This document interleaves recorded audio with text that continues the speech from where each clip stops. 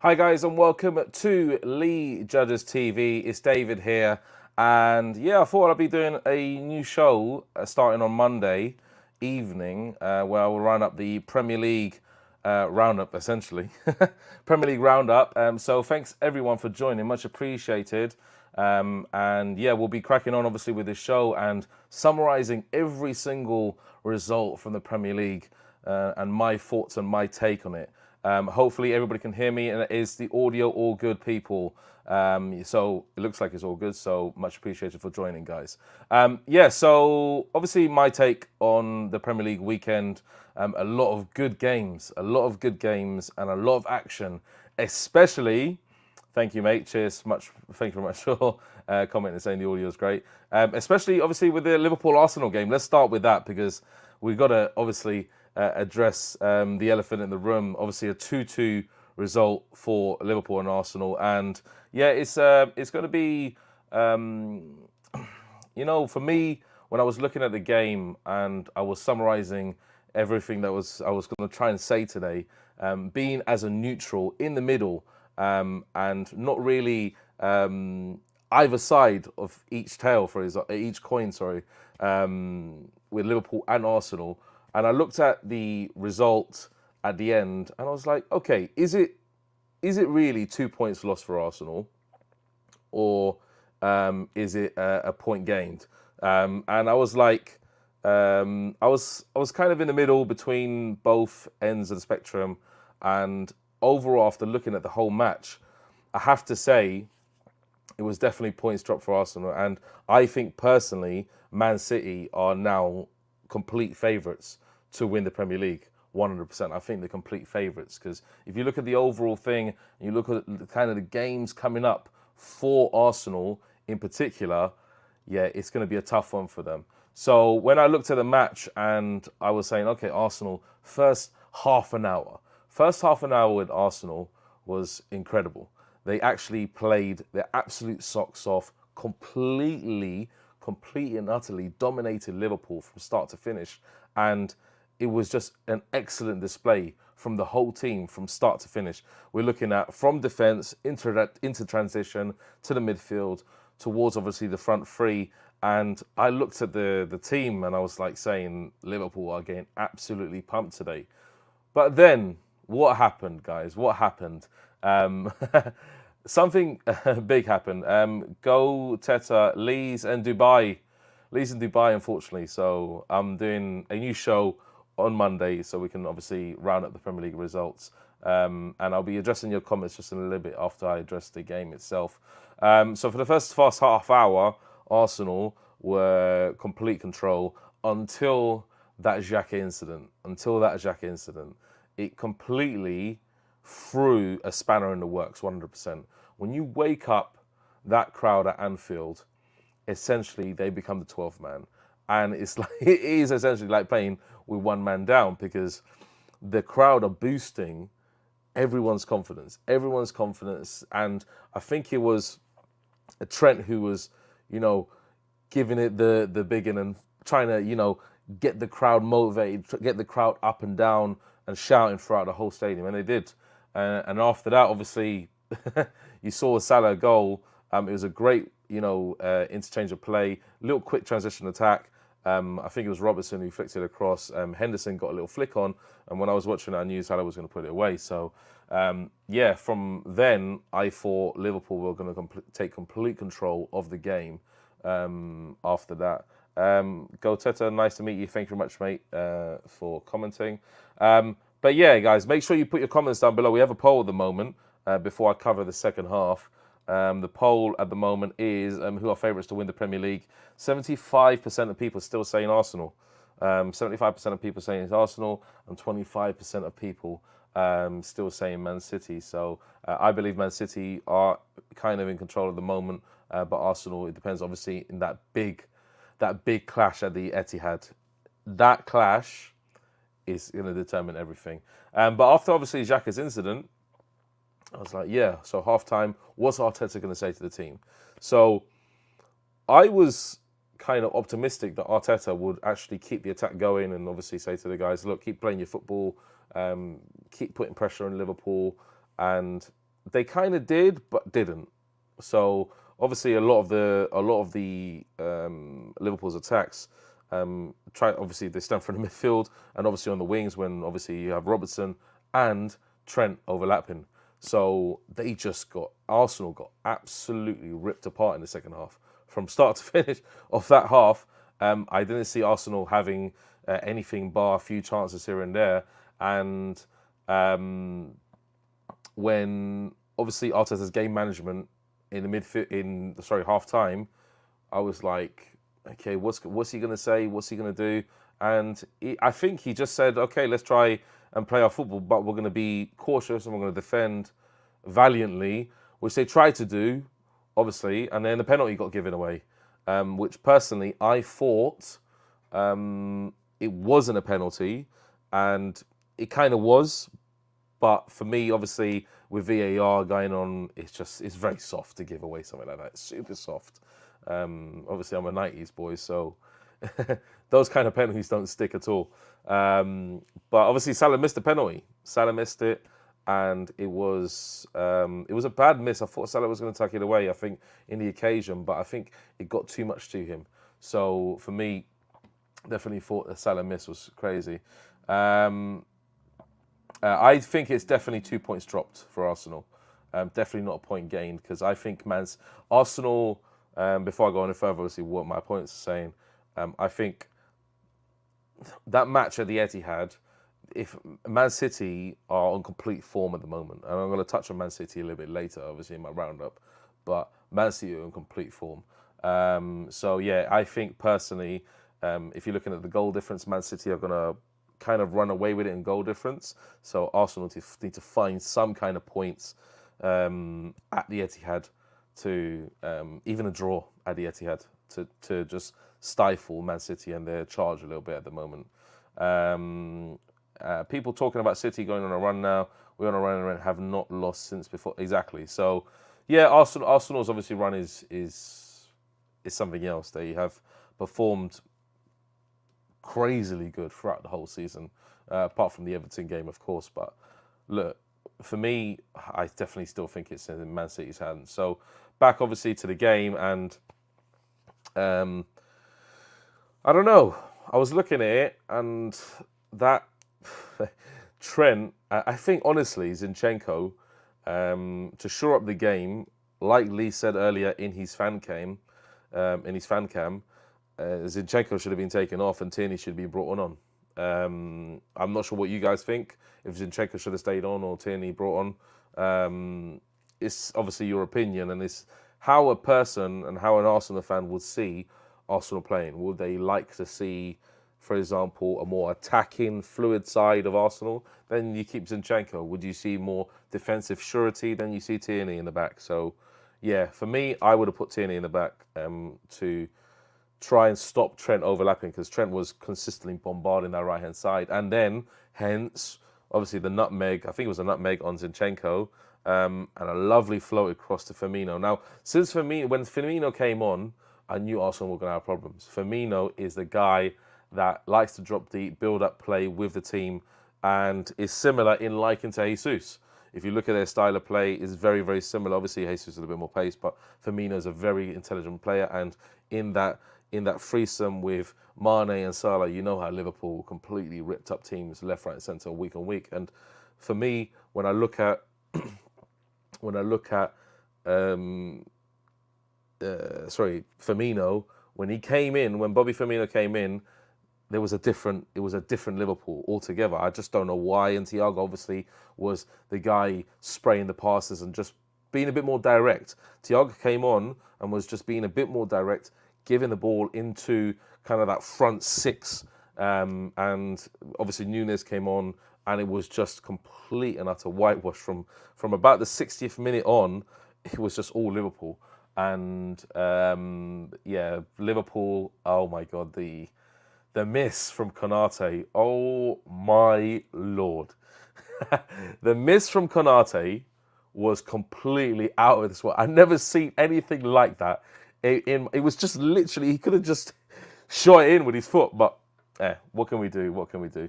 Let me read some comments first before I carry on. There's no way from this position. We got Arsenal Forever saying there's always been a position we should just be walking away, just qualify for the Champions League. That's embarrassing. Not like we've been chasing Man City. They're chasing us. Yes. Kurt said take off Xhaka, move Zinchenko to midfield, and bring on Tierney. Xhaka on a midfield were terrible. Arteta got the substitutions all wrong and made the change way too late in this game. Yes, and that's another thing. When you look at Klopp's changes. If you look at Klopp was like, sod this. We're going to play heavy metal football and bring on every single attacker that I have, and we're just going to try and win this game.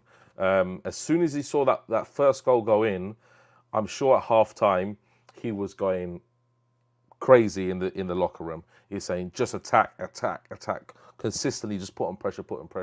And Arsenal, in that very first 30 minutes, were outstanding on their pressing, collective pressing as well. I mean, individual pressing, collective pressing, and also they did a very good job in just cutting out every single ball that tried to go from the back into the midfield. In the transition across the pitch was just cut out halfway through. So Alisson had nowhere to pass it to. He kept on doing chip balls to no man's land, and that allowed Arsenal to just keep on building their attacks. But I think in the second half, Liverpool just worked on that 100%. I think that's it now. I can't see City losing any games, and I can't see us dropping points to City and Newcastle. Chris, look, when I'm looking at Arsenal's fixture list, and as a neutral, all the games, bar City and Newcastle, you should win. Bar City and Newcastle, you should win. I think when you look at the fixture list towards the, I mean, look with Lampard at the reins, Chelsea are not going to do nothing. Let's be honest. Chelsea won't do absolutely anything. So you just have City and Newcastle as an obstacle. Yeah. Newcastle at St. James's Park is going to be difficult. I honestly think that Newcastle, they want to cement their place, obviously, either third or fourth spot. And obviously, we're talking about that very soon with their battle with kind of Man United on that one. So, yeah, Brighton's a tough game as well. Brighton is a tough game. But I think you should walk all the other games. I definitely think you should walk all the other games. So, City, I think, is going to be definitely too tough for Arsenal. I don't think Arsenal can beat City at the Etihad. I just don't see it. Now the question is, and we'll touch on the Man City game in a second. Question is, Pep, does he go for Alvarez? Or does he go for Haaland up front? That's my question.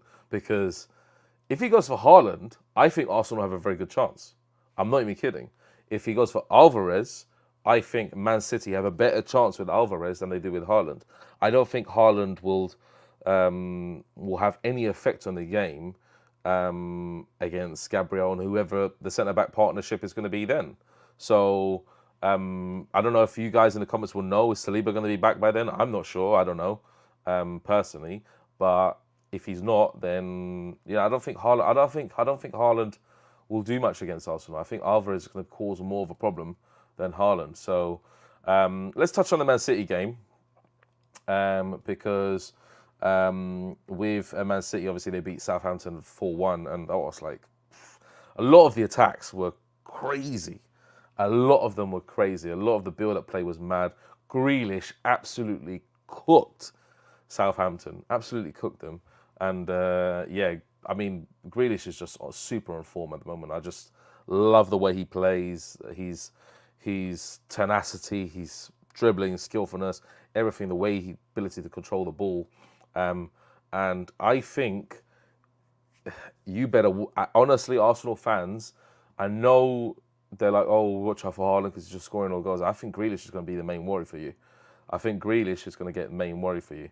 So for me, Grealish, I wouldn't have too much worry about De Bruyne. I think if De Bruyne is sitting in that middle, I think Partey will just pocket him. But yeah, I think the wider areas are going to be a problem for Arsenal. I think Zinchenko against whoever's on that right-hand side is going to be a problem.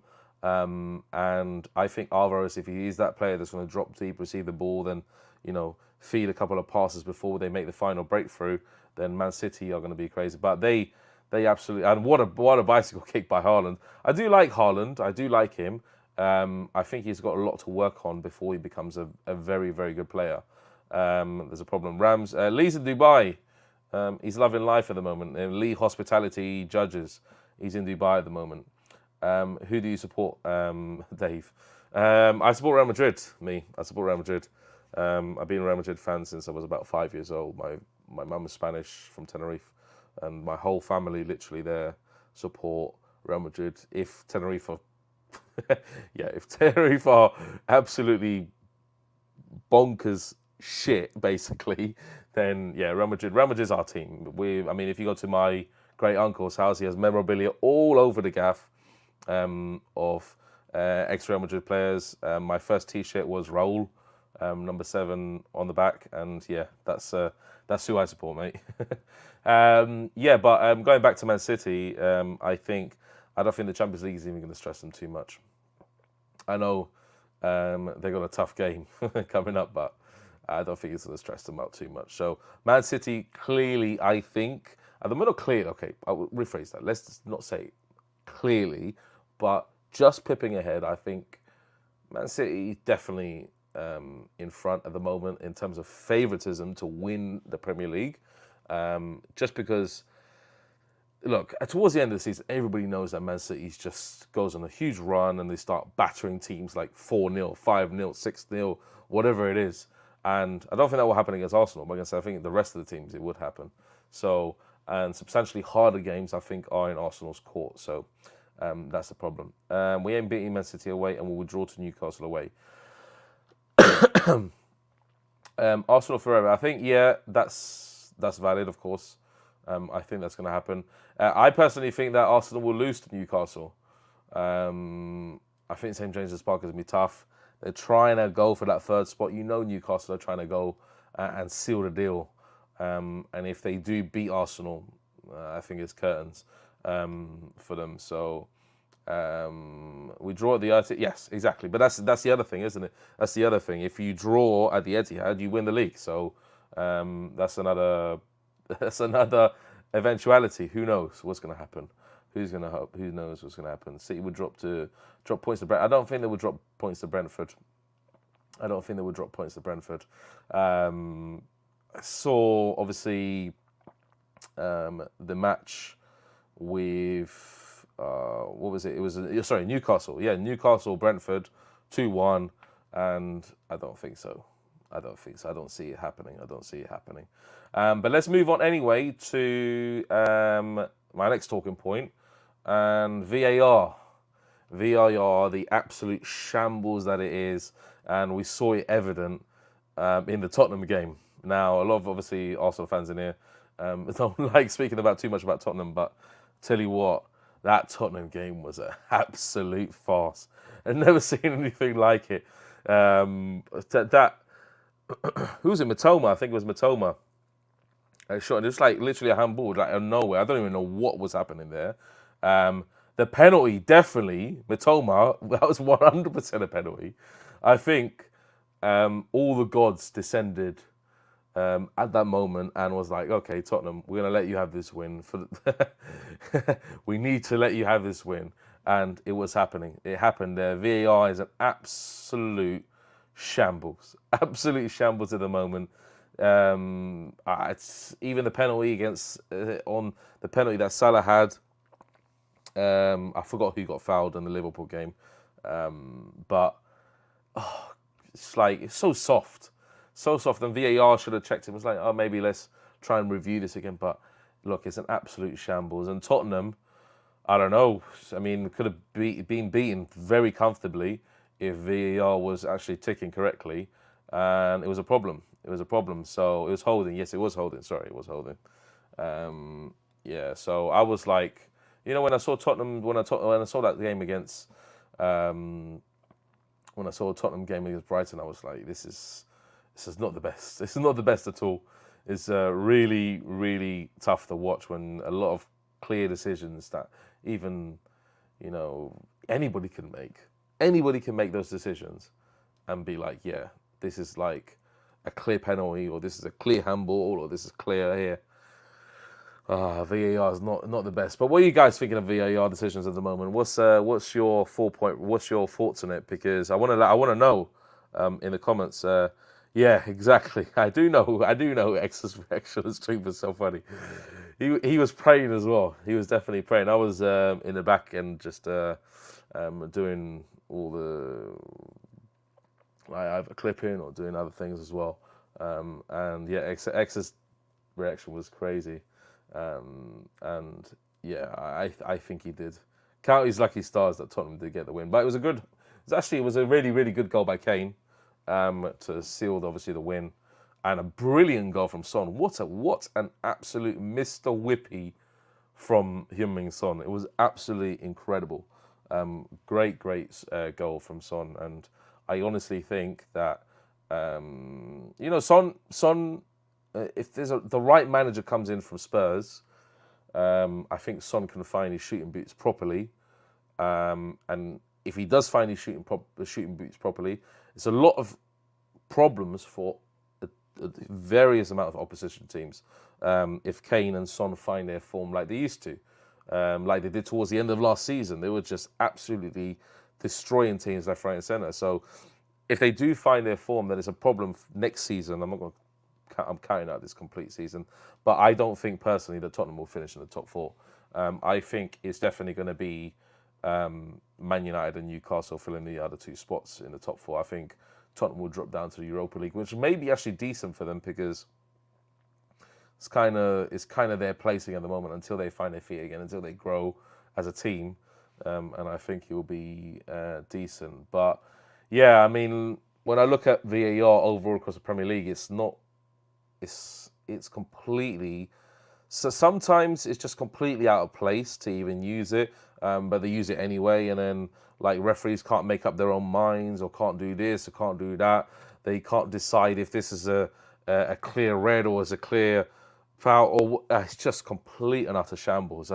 I like the introduction for it, but when I was watching the World Cup and all the VAR decisions there, it was much better and much better organised, much quicker decisions, and not waiting around for every single person in that VAR backroom staff or whatever they call it to make a decision before they make an actual decision. So yeah, it's pretty crazy. We got Ram saying the ref yesterday was shambolic as well. 8 yellow cards. Yeah, it was. Yeah. Oh yeah. With bloody Arsenal and Liverpool. I don't know what was happening. The control of the match was far beyond the ref's hands. I know, obviously, it's going to be heated because Liverpool want to get into that top four. Arsenal want to win the league, so they're both gunning for it. But then, if the ref doesn't have control of the game, then it's completely, it just imbalances the whole game. So what do you have? You're going to have VAR making all decisions for you, or the ref, because he can't take control of the game. He's having problems. So I don't know. With VAR, it's just really, really disgraceful. So pretty much that's Tottenham covered, and let's move on to the battle for third and fourth, of course, between Man United and Newcastle. Watched the Brentford Newcastle game, and you know what? I was banking on Ivan Toney to actually smash that penalty in. I was banking on maybe he didn't bet on himself to do it. You know what I'm saying? So maybe he didn't bet on himself to do it, but that was such a poor penalty.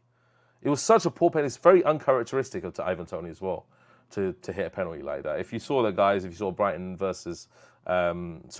versus Newcastle, like, so uncharacteristic of a striker of his quality to miss that and to hit it so softly, and Pope comfortably obviously claimed it and caught it pretty much. But he did obviously score the second one, which is fine.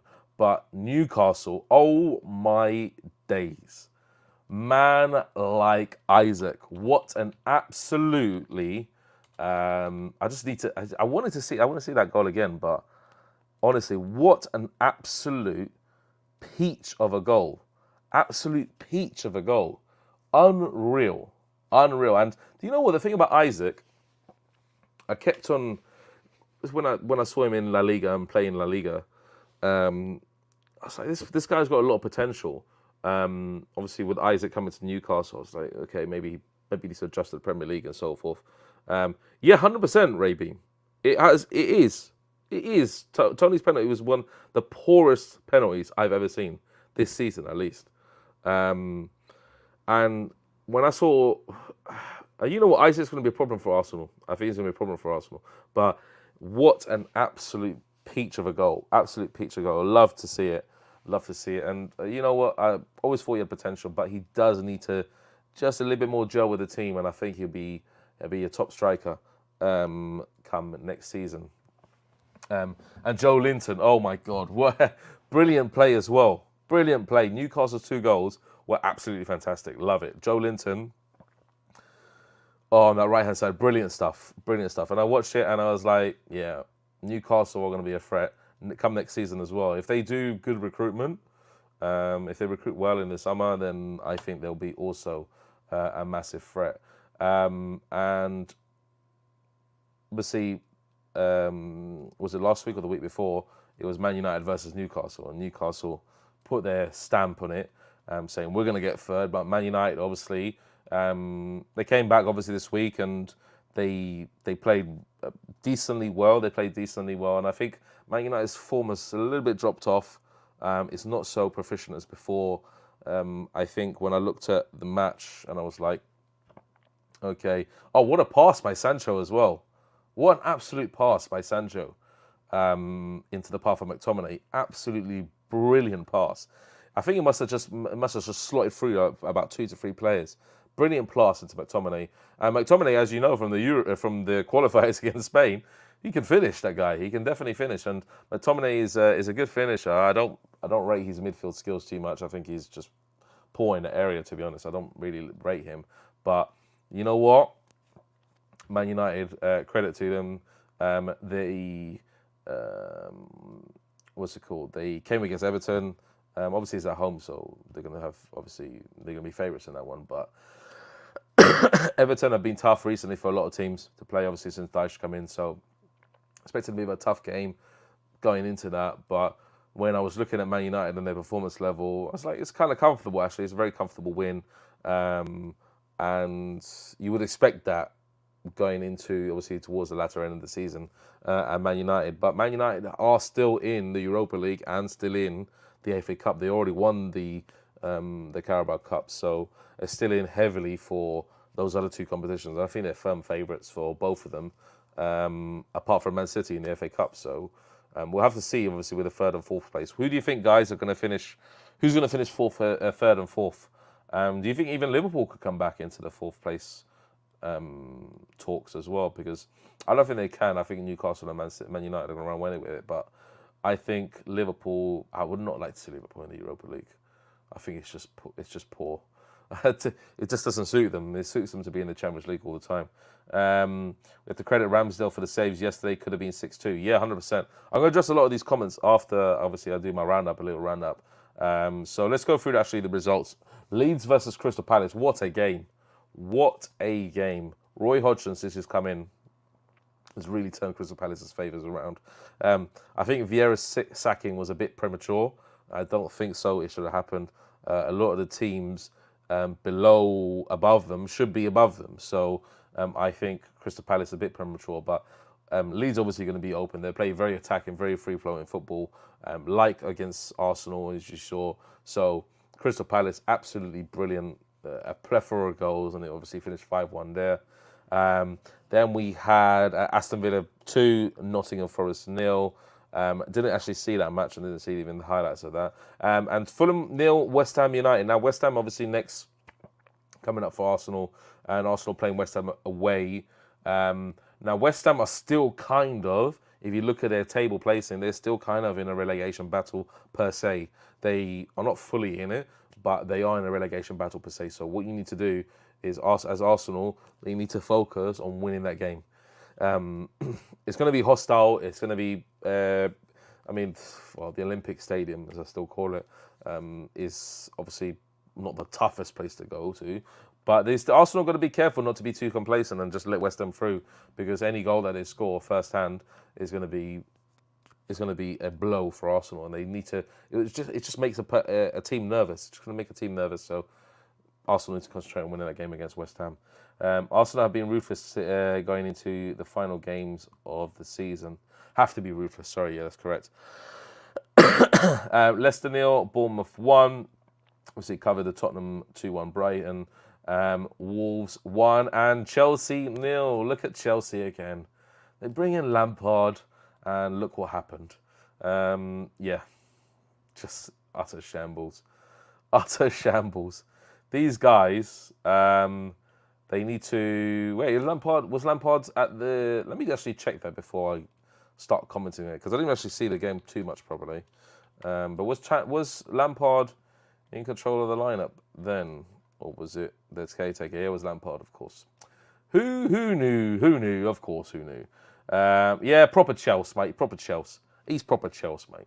He's proper Chelsea. Chelsea are just shit. They're just shit. I hope we absolutely give them an absolute spanking in the Champions League. Hope it's like, you know what, like 7-0 in aggregate. Come on, Madrid. Let's go. Hopefully we do, but I don't know. Maybe Chelsea are just one of those teams. I don't know. They just decide to turn up sometimes, and they decide to don't. So hopefully it's a repeat of the last time we faced them. And yeah, I think that rounds up the games. And then yeah, it was the last one with Southampton, Manchester City 4, Southampton 1. Let's read through these comments, guys. Tayyip obviously just said Arsenal have to be ruthless going into the final games of the season. Yeah, Ramsdale obviously for the crazy amount of saves that he went through.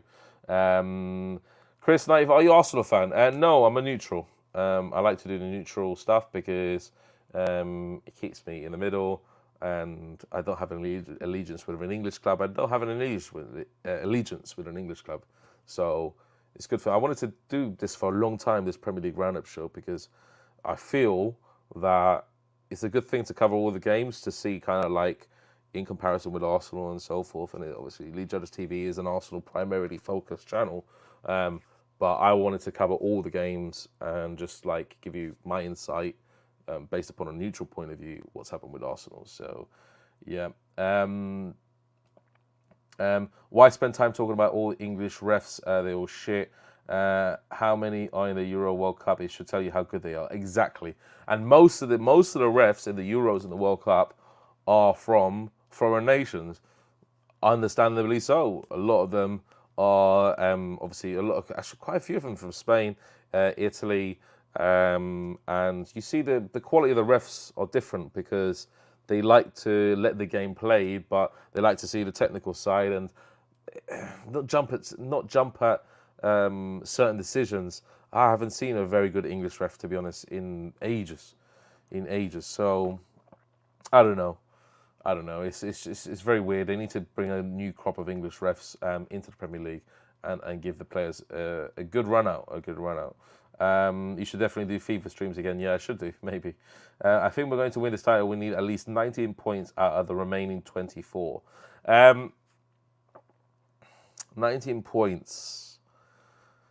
I would say you need more. I'm not lying, but Man City, I don't know what Man City... See, the problem with me is I think, what's Man City going to focus on? Are they going to focus on the Champions League? Do they care about the Premier League that much, as per se? Do they want to win the treble? If they submit themselves as a treble-winning side, then you know what? They go into the history books because you've got the Premier League, you've got the Champions League, and you've got the FA Cup. So I think Man City are going for all of them, but their focus is 100% the Champions League. They have to win it. They have to win the Champions League. They've been spending, what? It's close to $1 billion, or over $1 billion, or whatever it is, on players. And they have to win the Champions League. It's no question about it. If they don't win the Champions League, then, yeah, I don't know. I mean, Haaland's there, and he's there for a lot more seasons. But Man City team has a lot of squad depth. So, yeah, I think they can compete on all fronts, even though they're going to be stretched a little bit. I didn't know Robbie was allowed in London. Yeah, Tottenham. I think he was talking about the Tottenham game. We draw at Etihad, we're winning the league. City will drop points to Brentford away. We ain't beating City Man anyway. And then obviously a lot of the comments I think I've already addressed. So, guys, let's go on a poll. Who are the favourites to win the Premier League? We've got Arsenal at 62%. And then we've got Man City at 38%. So, yeah, it's pretty crazy. Pretty crazy. That obviously people still think Arsenal are the favourites to win the Premier League. And Man City are going to come second. Who's going to finish third and fourth? Who knows that as well? I'm not sure. So, guys, that's pretty much done my Premier League roundup. Obviously, this is my first show doing this. So if you'd like to see it again, much appreciated. Make sure you give us a like, give us a thumbs up. I'm going to be starting content on my own personal channel as well, and the stream Dave. City of Favourites types are saying, well, Chester City, we earn what we are, they boy, facts. Yeah, definitely on that one.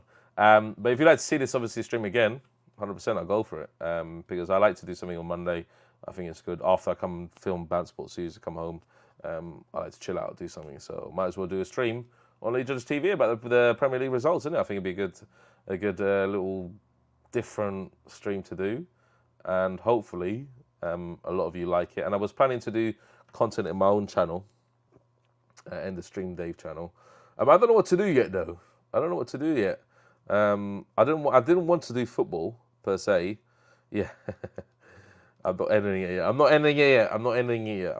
yet. So I was planning to do something different content on my channel. I'm not sure what to do yet. I like talking about, news and media and stuff like that. So I was planning on maybe doing that. But I don't know. Who knows what I'll do on my own channel. But I've got my old friends back together. We're going to start up on something called the Pint Chat Podcast. What are you the guy X talks about? Yeah, I am, Rebs. I am. I am the guy that he talks about, yes. The guy that he constantly hammers in the background. Yeah, exactly. End the stream, Dave. So, yeah, it's a bit crazy. And, yeah, that's that's going to live with me forever. It's going to live with me forever, so we'll see. We'll see what happens with that. That's never going to die down, believe me. That's never going to die down. End the stream, Dave. But yeah, I started, rejuvenated the old podcast channel that I used to. I ran a podcast channel ages ago, about 3 years ago. The way I was, let me give you a story, because it's actually good to actually talk about this. So the way I got into doing a lot of the stuff that I do now is I started a channel called Fan Chat TV back in the day, ages ago. And then it was about 5 years ago, I believe. And I'll address that question in a second. But I started a channel called Fan Chat TV ages ago, yeah.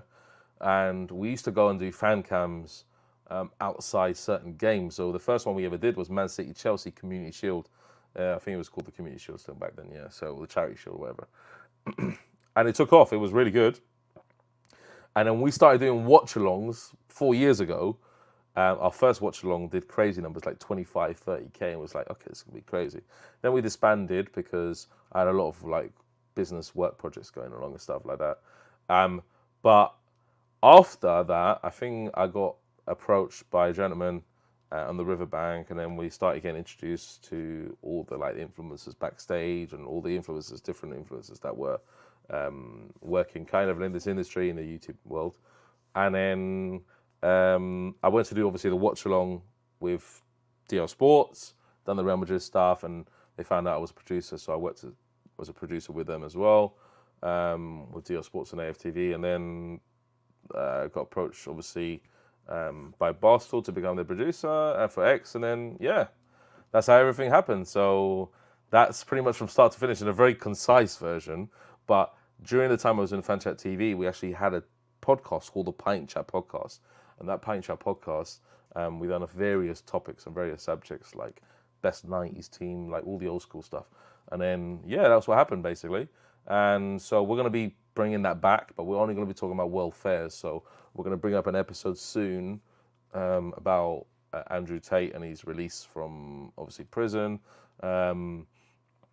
Talking about a lot of the stuff that's happening around with that. So if you type in Pine Chat Podcast, or go into my last community post and end the stream, Dave, you'll see that we have a new channel. So if you could go subscribe to that, that'd be amazing.